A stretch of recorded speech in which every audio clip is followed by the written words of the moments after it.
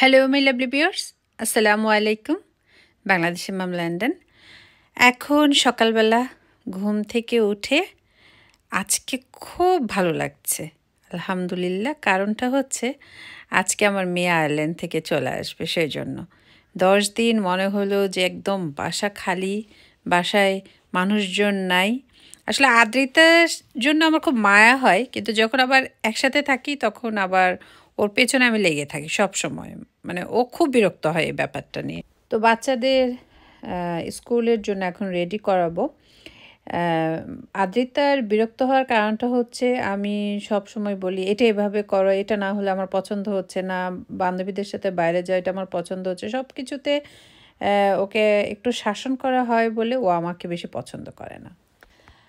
তো এখন আদিয়ানকে রেডি করিয়ে আমরা দুজন মিলে নিয়ে যাচ্ছি। আয়াজ একটু আগে চলে যায়, এটা সব সময় বলি, কারণ আয়াজের ক্লাসটা একটু তাড়াতাড়ি শুরু হয়। আর আদিয়ানকে মাঝে মধ্যে গাড়িতে করে দিয়ে আসি, কারণ আদিয়ানের মাঝে মধ্যে খুব টায়ার্ড লাগে, সেই জন্য ভাবি যে ঠিক আছে চলো, আর দুজনে মিলে যেতে হয়। যেদিন আমার কাজ থাকে সেদিন তো টেনশন থাকে না, সেদিন আমার হাজব্যান্ড আমাকেও স্টেশনে ড্রপ করে। কিন্তু যেদিন কাজ না থাকে সেদিন আমারও যেতে হয়, কারণ একজন স্কুলে দিয়ে আসলে আরেকজন গাড়ির মতো ওয়েট করতে হয়। তো এখন আমরা দুজন বাসায় চলে যাচ্ছি। আজকে যেহেতু আমার কাজ নেই, মানে আমার জবে যেতে হয়নি, সেই জন্য অনেকগুলো অন্যান্য কাজ জমিয়ে রেখেছি, সেগুলো করতে হবে। তো বাসায় চলে আসছি। বাসায় গিয়ে এখন প্রথমে তো নাস্তা বানাবো। গতকাল আমি অনেক কিছু কিনেছি, সেগুলো আপনাদের সাথে শেয়ার করা হয়নি। কিছু টুকিটাকি আর কি, ছোট ছোট কিছু জিনিস থাকে না, তার সাথে সাথে আমাদের দুজনের জন্য দুটো মগও কিনেছি। এই টাইপেরই দুটো মগ আমি অনেক দিন ধরে খুঁজছিলাম, যেন কালার একটু আলাদা হয় কিন্তু দেখতে একই হয়। কারণ দেখা যায় আমার হাজব্যান্ডের চার মধ্যে আমার একটু সুগার দিতে হয়, আমি আবার অনেক সময় নেই না। সেক্ষেত্রে একই রকম কাপ হলে বোঝা যায় না যে কোনটায় দিলাম কোনটায় দিলাম না। আসলে বয়সের সাথে সাথে হয়তো বা ভুলে যাওয়ার রোগটা দিন দিন বেড়েই চলছে আর কি। তো নাস্তা খাওয়ার পর দুজনের জন্য এখন চা বানিয়ে এখন সিটিং রুমে নিয়ে যাচ্ছি। আমরা আজকে একটু বের হব, আর আজকে স্টামের দিকে যাব। অনেক দিন হয় স্টামের দিকে যাওয়া হচ্ছে না। তো স্টামের দিকে যাওয়ার একটাই কারণ হচ্ছে সেখান থেকে আমি লাগেজ কিনব। লাগেজ আমার এমনিতে আছে, অনেকগুলোই আছে। আদ্রিতার জন্য একটা হ্যান্ড লাগেজ কিনবো, কারণ আমি যখন এই কাপগুলো কিনতে গিয়েছিলাম তখন আরও অনেক সুন্দর সুন্দর জিনিস দেখেছিলাম, কিন্তু সময়ের অভাবে খুব অল্প সময় নিয়ে গিয়েছিলাম, একদম হাতে গোনা টাইম বলে না, ঠিক সেরকম। তো আজকে মনে হলো যে আজকে 1 ঘন্টা টাইম নিয়ে যাই। আমার হাজব্যান্ডও তাড়াতাড়ি যেতে হবে অফিসে, সেই জন্য সে 1 ঘন্টার মধ্যেই যাব আসবো, এবং যা যা দেখেছি তার মধ্যে কিছু জিনিস কিনে নিয়ে আসবো। না, আমার হাজব্যান্ডকে বললাম যে যেহেতু দেখলাম ভালো লাগলো, এরকমটা হয়তো বা পরে যদি না পাই চলো আজকে নিয়ে আসি। তো এই শপটার মধ্যে দেখলাম এর পাশে আরেকটা শপ আছে, সেখানেও এত সুন্দর সুন্দর কাচের জিনিসপত্র আছে। তো সেখান থেকেও আমি গতকাল কিছু কিনেছিলাম, তো সেগুলো আর আপনাদের দেখানো হয়নি। তো এখন আরেকটা শপে এসেছি, এটার পাশেরটায়, এখানেও দেখলাম একদম সিমিলার অনেক কিছু আছে। তো লাগেজ কেনার একটা কারণ হচ্ছে আমাদের ইচ্ছে আছে আমরা সামনে আল্লাহ চায় তো কোথাও ঘুরতে যাব। প্রত্যেক বছরই আমার হাজব্যান্ড বলল যে এখন থেকে যদি একটু ঘুরতে যাওয়া যায় ভালো হয়, যেহেতু বাচ্চারা বড় হয়েছে, এর আগে তো অত ঘুরতে যেতাম না। তো সেই প্ল্যান অনুযায়ী আমাদের হ্যান্ড লাগেজ কয়েকটা লাগবে। হ্যান্ড লাগেজ এমনিতে আমার বাসায় আছে দুটো। তো আমি বললাম তাহলে এখনই কিনে ফেলি, কারণ পরবর্তীতে দেখা গেল যে আমার মন মতো পেলাম না। আর তাড়াহুড়ায় দেখা যায় অনেক কিছু হয় না, যে কোনো কিছু প্ল্যান করে আগানোই ভালো। তখন আমার হাজব্যান্ড বললো ঠিক আছে, আজকে যেহেতু স্টামে তুমি আরও অনেক কিছু নিতে এসছো, তাহলে সাথে সাথে লাগেজটা নিয়ে নাও। অনেক দিন পর এসছি। একটা সময় ছিল স্টামেই সব কিছু কেনাকাটা করতাম, এখন মনে পড়ে সেই দিনগুলোর কথা। আর এখন স্টামের কথা ভুলেই গিয়েছি আসলে। এই সাইডটাতে অনেক কিছু পাওয়া যায়, তো এখন আর ওই সাইডটাতে যেতে ইচ্ছে হয় না, সময়ের একটা ব্যাপার, সেজন্য। তো লাগেজ একটু দামাদামি করলাম, তারপর একটা দামে আসার পর নিয়ে নিলাম। আমার কাছে মনে হয়েছে যে হ্যান্ড লাগেজ তো এখান থেকে নিয়ে নিলেই হয়, কারণ দেখা যায় আমার বাসায় নষ্ট হয়ে যায় বেশি, যেমন লাগেজের হুইলগুলো ভেঙে ফেললো, ছোট মানুষ বুঝতে পারে না, তো সেক্ষেত্রে একটু কম দামিটা কিনলে দেখা গেল ঘুরে আসলাম, সমস্যা হলো ফেলে দিলাম, আর বাসায় জায়গাও অত নেই সেজন্য। তো আমি আমার হাজব্যান্ডকে স্টেশনে নামিয়ে দেওয়ার পর আমি বাসায় চলে আসলাম। বাসায় আসার পর নিজে একটু ফ্রেশ হলাম, তারপর একটু খেলাম, একটু টুকিটাকি খেলাম, যেমন মিন্ট্রিটা খেলাম, তারপর বিস্কিট খেলাম, তারপর নামাজ পড়লাম, পড়ার পর আয়াজের জন্য একটু ভাত রান্না করলাম। আয়াজ স্কুল থেকে আসার পর আদিয়ান এটা সেটা খেতে চায়, কিন্তু আয়াজ হচ্ছে ভাত ভাত খাবে। আর আজকের জন্য রান্নাটা আমি বিকেলের দিকে করব, কারণ আদ্রিতার ফেভারিট কিছু রান্না করতে হবে সেজন্য। তো এখন স্কুলে এসছি, স্কুল থেকে ওদেরকে নিয়ে যাচ্ছি। তো যাওয়ার পথে আয়সাদিন বলল যে ওরা এখানে একটা চাইনিজ শপ আছে, সেখান থেকে ওরা ক্রেপস কিনতে চায় ওদের পছন্দের। আমি বললাম ঠিক আছে, তোমাদের ইচ্ছে, চলো যাই। আর বেশি ঝাল কিনবে না, একটু স্পাইস হলে হয় কি আদিয়ানের খারাপ লাগে, আয়েজের খারাপ লাগে, কিন্তু বাচ্চাদের মুখে কেন যেন ওই ঝাল ঝালটাই একটু ভালো লাগে আর কি। আদিয়ানের মনটা একটু খারাপ, কারণ স্কুলের সামনে আজকে আইসক্রিম ছিল না। মানে ও সবসময় হচ্ছে আইসক্রিম থাকবে আর আমি সবসময় ওকে কিনে দেবো। আর এখন আমাদের এখানে এত দাম জিনিসপত্রের, যেই সময়টা এই আইসক্রিম 1 টাকা 20 পয়সা করে কিনতাম, এখন সেগুলো আপনার 4 টাকা করে হয়ে গেছে, মানে প্রচুর দাম বেড়ে গেছে সব কিছু। তো সেই চাইনিজ শপটা এসে ওদের কিপস কিনলাম। এখানে অনেক কিছু পাওয়া যায়, অনেক দরকারি জিনিসপত্র, কিন্তু আমার কেনার ইচ্ছে হলো না, কারণ আজকে আমি গিয়েছিলাম স্টামে, টুকিটাকি অনেক কিছু নিয়েছি এবং গতকাল তো অনেক কিছু কিনেছিলাম। তো এই তো অনেক ভালো লাগছিল বাচ্চাদের সাথে, আমি একটু ঘুরলাম। এখন আমরা বাসার দিকে চলে যাব। আজকে আমার ডেন্টিস্টে অ্যাপয়েন্টমেন্ট আছে, আমার দাঁত দেখাতে হবে, মানে কিছুদিন পর পরই অ্যাপয়েন্টমেন্টের জন্য ওরা বলে, তবে আমি সবসময় যাই না, আমার যখন দরকার তখনই যাওয়ার চেষ্টা করি। আর বাচ্চাদের জন্য নেক্সট উইকে। তো বাসায় আসার পর এখন ওদেরকে একটু পিৎজা করে দিচ্ছি আর একটু ফ্রেঞ্চ ফ্রাই করে দিচ্ছি, কিন্তু আয়াজ বলল যে আম্মু আমি পিৎজা খেতে যাচ্ছি না, আমাকে ফ্রেঞ্চ ফ্রাইও দিও না, কিন্তু আমি বেশি করে বানিয়ে ফেলেছি, আমি ভাবলাম ও খাবে। তো আয়াজকে আমি একটু ভাত দিব, আমি বললাম ঠিক আছে অল্প একটু ভাত খাও, অল্প একটু ফ্রেঞ্চ ফ্রাই খাও বাবা। বললো যে ঠিক আছে। আর পিৎজাটা হাফ রেখে দিয়েছি, কারণ আদ্রিতা তো কিছুক্ষণ পরেই আসবে। আদ্রিতা অলরেডি প্লেনে উঠে গিয়েছে, তারপর বাসে এসেও ফোন দিয়েছে, বাসে উঠেছে, তারপর বাসার সামনে আসলো, এই তো বাসায় চলে আসলো। অনেক কিছু নিয়ে আসছে, খালারা ওনাকে অনেক আদর করেছে, আমাকে এখন আর পছন্দ করে না, তার 2 খালা নাকি অনেক ভালো। তো আমার বোনেরা অনেক কিছু দিয়ে দিয়েছে, আদ্রিতাকে আবার অনেকগুলো টাকাও দিয়ে দিয়েছে যে তুমি গিয়ে ইচ্ছে মতো কেনাকাটা করবে।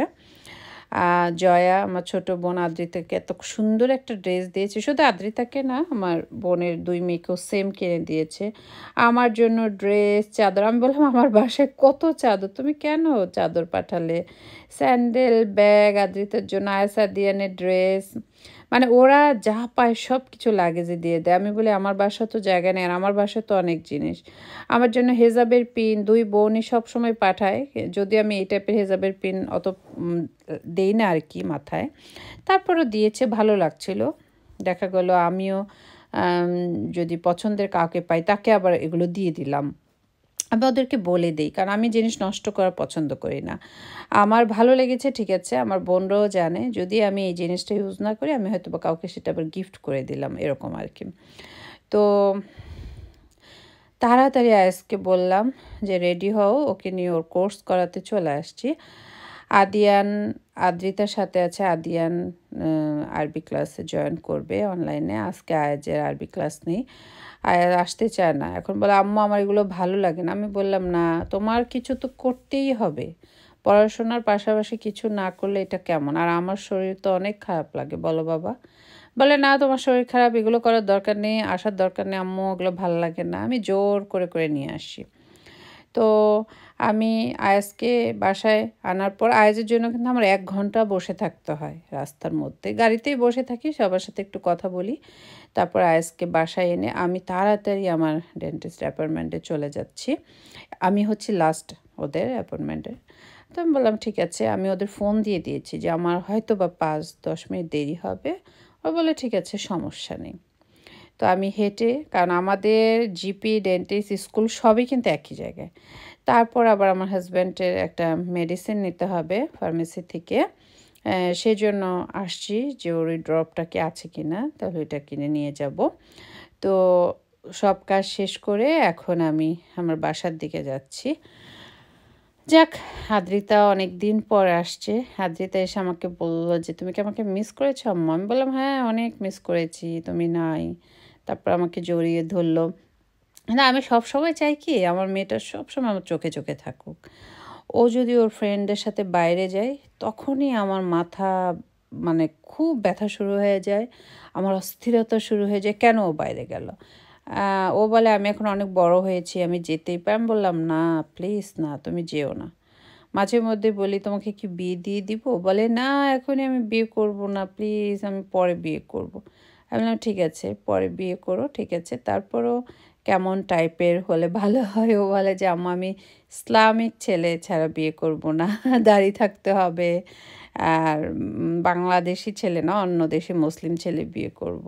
বললাম ঠিক আছে, তুমি যেটা পছন্দ করো সেটাই হবে, তবে অবশ্যই শালীনতার মধ্যে তোমার সব কিছু করতে হবে। যারা আম্মু আব্বু যদি মরে যায়, মানুষজন বলে যে না, তোমাদের আমরা মানুষ করতে পেরেছি, এরকম করে বোঝায় আর কি। আসলে সবগুলো বাবা মা, এই পৃথিবীর সব বাবা মাই চায় তার সন্তান খুব ভালোভাবে মানুষ হোক।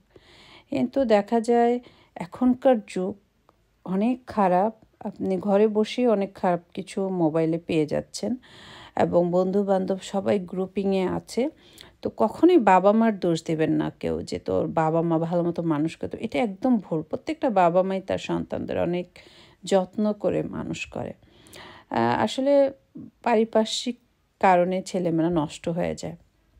তারপর বাসায় চলে আসার পর এখন রান্না করব আদ্রিতার পছন্দের চিংড়ি মাছ। তারপর বাইল্লা মাছ আমি কিনলাম, বেলে মাছ, মানে আমরা বাইল্লা মাছ বলি, কিন্তু আমার কাছে মনে হচ্ছে এগুলো বাইল্লা মাছ না। বাইল্লা মাছ থাকবে, কত সুস্বাদু। আমি আরেকদিন রান্না করেছিলাম, আজকে নিয়ে 2 দিন হবে। বাইল্লা মাছ রান্না করার পর শুধু ভাতই খেতে ইচ্ছে করবে, কিন্তু দেখতে একদম বাইল্লা মাছ, কিন্তু আসলে না। এগুলো হয়তো বা এখানকারই অন্য নামের মাছ আর কি। তো বাইল্লা মাছটা ভুনা করব, মুরগির গোস্ত রান্না করব, আর দেখি আর কি রান্না করা যায়। তো পেঁয়াজটা প্রথমে কেটে নিচ্ছি, তারপর রান্নাগুলো করে তারপর একটু রেস্ট নিব। আর মাঝখানে মাঝখানে তো নামাজ পড়তে হয়, ঘরে একটু গোছাতে হয়। শুক্রবারটা আমার অনেক কাজ থাকে, বাচ্চাদের স্কুল ড্রেস, আমাদের মানে সাপ্তাহিক যত কাপড় চোপড় সব ওয়াশিং মেশিনে দেওয়া, থালা বাসনগুলো টাইডি আপ করা, ঘর তো একটু নোংরা হবেই উইকলি। বাচ্চাদের রুমগুলো গুছানো, আমাদের রুমগুলো গুছানো। আর গত সপ্তাহে বলেছিলাম না যে এই উইকে আমার বাসায় গেস্ট আসবে, যাকে আপনারা সবাই চেনেন। তো গেস্ট যেহেতু আসবে, আমি এখনও প্রিপারেশন নিইনি গেস্টের জন্য। গেস্টের জন্য আমি আগামীকাল বিকেল থেকে প্রিপারেশন নেওয়া শুরু করব। এখন আমি একটু রিল্যাক্সে আমার নিজের কাজগুলো করছি।